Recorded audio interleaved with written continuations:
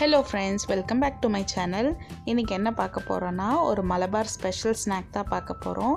இதுக்கு பேர் உன்னக்காயான்னு சொல்லுவாங்க இல்ல உன்னக்காயின்னு சொல்லுவாங்க. வாங்க எப்படி செய்யலாம்னு பார்க்கலாம். இந்த ஸ்நாக்கை நான் ஃபர்ஸ்ட் டைம் ரம்ஜான் நோம்பப்ப தான் சாப்பிட்டேன். என்னோட ஃப்ரெண்டு கொண்டு வந்து கொடுத்தாங்க. நான் அதுக்கப்புறம் அந்த ரெசிபி கற்றுக்கிட்டு நான் செஞ்சு பார்த்தேன். எனக்கும் அது பர்ஃபெக்டாக வந்துச்சு. ஸோ அதனால உங்கள் எல்லாத்துக்கும் கூட ஷேர் பண்ணலாம்னு நினச்சேன். இந்த ஸ்நாக்ஸ் செய்யறதுக்கு நான் இங்கே 2 நேந்திரம் பழம் எடுத்திருக்கேன். பழுத்த பழமாக இருக்கணும் இந்த மாதிரி, ஆனால் கனிஞ்ச பழமாக இருக்கக்கூடாது. இது ஒரு முக்கியமான ஸ்டெப்பு உன்னக்காயை செய்யும் போது.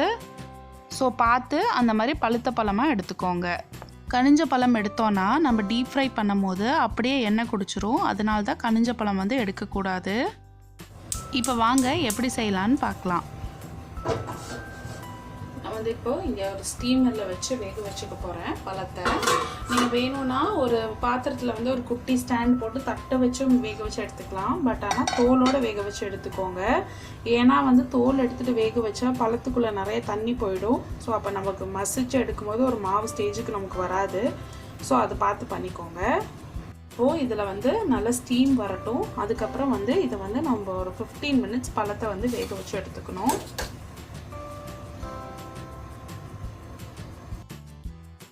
பழத்தோட 2 சைட்லேயும் காம்பை கட் பண்ணிவிட்டு நம்ம பழத்தை 2ஆக கட் பண்ணி எடுத்துக்கலாம்.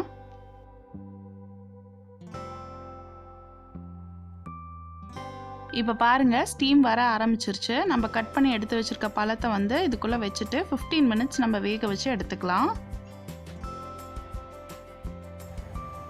பழம் வெந்து வரதுக்குள்ளே இதோட ஃபில்லிங் நம்ம ரெடி பண்ணிக்கலாம்.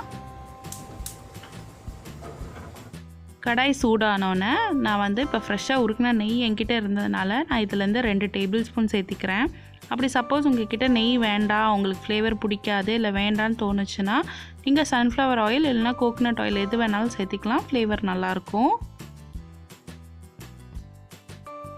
நெய் சூடாயிடுச்சு. நான் இங்கே ஒரு 10 பாதாம் எடுத்து கட் பண்ணி வச்சுருக்கேன். அதை சேர்த்திக்கிறேன். உங்ககிட்ட என்ன நட்ஸ் இருக்கோ நீங்கள் அதை சேர்த்திக்கலாம். என்கிட்ட பாதாம் தான் இருந்தது, அதனால் நான் பாதாம் சேர்த்திக்கிட்டேன். நான் இங்கே 3/4 கப் திருவண்ண தேங்காய் எடுத்து வச்சுருக்கேன். அதையும் சேர்த்திக்கிறேன். தேங்காய் செவக்க வறுக்கணும்னு தேவை கிடையாது. ஈரப்பதம் போகிற அளவுக்கு வறுத்தா போதும். ஒரு 2 நிமிஷம் நான் இங்கே வறுத்துருக்கேன். இந்த தேங்காயோட உங்களுக்கு காஞ்ச திராட்சை பிடிக்கும்னா சேர்த்திக்கலாம். எங்களுக்கு பிடிக்காதனால நான் சேர்த்திக்கல. இந்த ஃபில்லிங் 2 விதமாக செய்வாங்க. ஒன்று இப்போ நம்ம செய்கிற மாதிரி செய்வாங்க. இன்னொன்றில் முட்டை போடுவாங்க.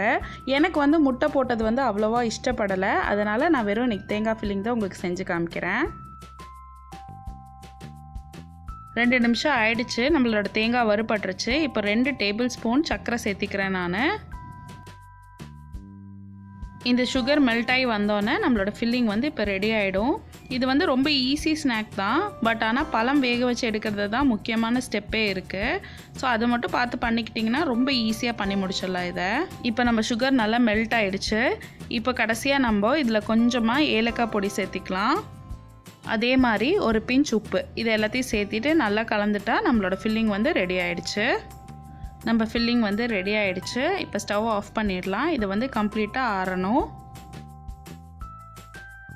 இப்போது நம்ம பழம் வெந்துருச்சான்னு செக் பண்ணிக்கலாம். ஜாக்கிரதையாக பண்ணுங்கள், கை சூடாக இருக்கும். ஜஸ்ட்டு பழத்து மேலே கை வச்சுட்டு இப்படி ப்ரெஸ் பண்ணிங்கன்னா உள்ளே போகணும், அவ்வளோதான். இப்போ நம்மளுக்கு பழம் வெந்துருச்சு. இங்கே எனக்கு 15 மினிட்ஸ் ஆகிருக்கு பழம் வேக வச்சு எடுக்கிறதுக்கு. இப்போது ஸ்டீமர்லேருந்து எல்லா பழத்தையும் எடுத்து நம்ம ஆற வச்சுக்கலாம்.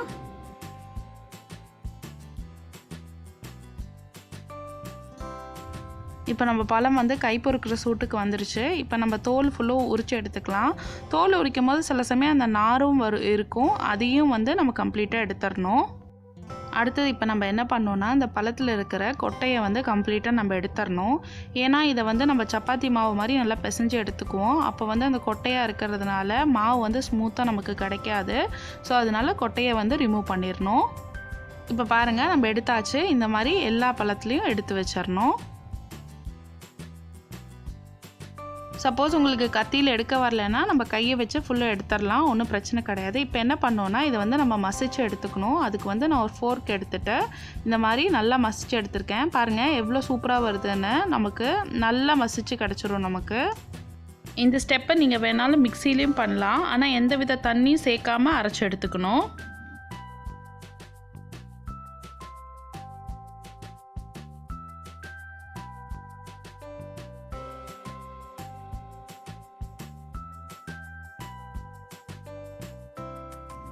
இப்போ பாருங்கள், நம்ம எல்லா பழத்தையும் நம்ம இது மாதிரி மசிச்சு எடுத்தாச்சு.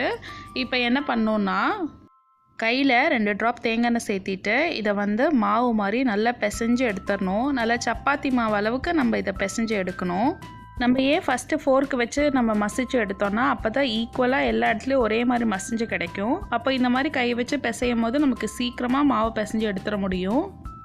இந்த மாதிரி பிசையும் போது ஏதாச்சும் விட்டு போன நார் கையில் பட்டுச்சுன்னா அதையும் எடுத்துருங்க. இதே மாதிரி ஒரு 5 நிமிஷத்துக்கு நல்லா பிசைஞ்சு எடுத்துக்கோங்க. இப்போ பாருங்கள் எவ்வளோ சூப்பராக சப்பாத்தி மாவு மாதிரி இருக்குது நம்மளோட அவுட்டர் லேயர். இப்படி தான் இருக்கணும். இப்போ நம்ம ஃபில்லிங்கும் ரெடியாக இருக்குது, நம்ம அவுட்டர் லேயரும் ரெடியாக இருக்குது. நான் கொஞ்சமாக தேங்காய் எண்ணெய் எடுத்திருக்கேன் நம்மளுக்கு இந்த உன்னக்காயை ஷேப் பண்ணி எடுக்கிறதுக்காக.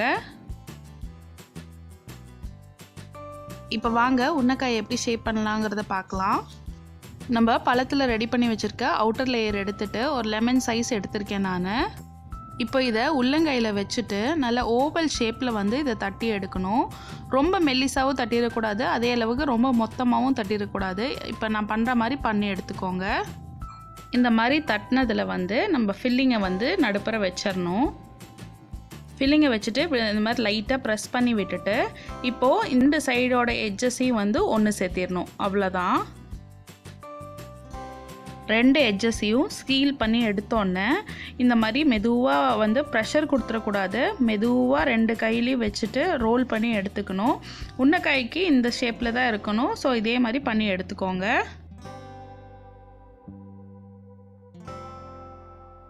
இந்த மாதிரி நான் எல்லாத்தையும் ரெடி பண்ணி எடுத்துக்கிட்டேன். இப்போ வந்து நம்ம இதை வந்து டீப் ஃப்ரை பண்ணி எடுத்துக்கலாம். இப்போ கடாயில் எண்ணெய் சேர்த்திக்கலாம். இதை வந்து டீப் ஃப்ரை பண்ணி எடுக்கும் போது முக்கியமான விஷயம் கவனிக்கணும் என்னென்னா, லோ ஃப்ளேமில் வச்சு வறுத்திங்கனாலும் எண்ணெய் குடிச்சிரும். அதே மாதிரி ஹை ஃப்ளேமில் வச்சாலும் சீக்கிரமாக கருகிரும். ஸோ மீடியம் ஃப்ளேம்லேயே தான் இருக்கணும் நம்மளோட ஆயிலு. இப்போது 2 பீஸாக நான் சேர்த்திட்டு வறுக்க போகிறேன்.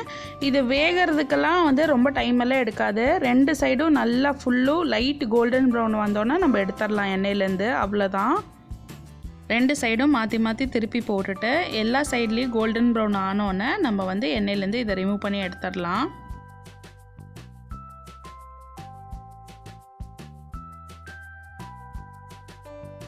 இதே மாதிரி நம்ம எல்லாத்தையும் டீப் ஃப்ரை பண்ணி எடுத்துக்கலாம்.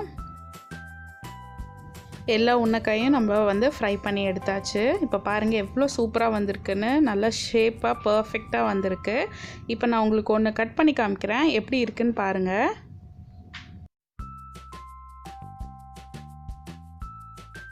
கட் பண்ணதுக்கப்புறம் நம்மளோட உன்னக்காய் இப்படி தான் இருக்கும். ஃபில்லிங் இருக்குது, தேங்காய் பூர்ணம், அதுக்கு மேலே பழத்தோட அவுட்டர் லேயர்.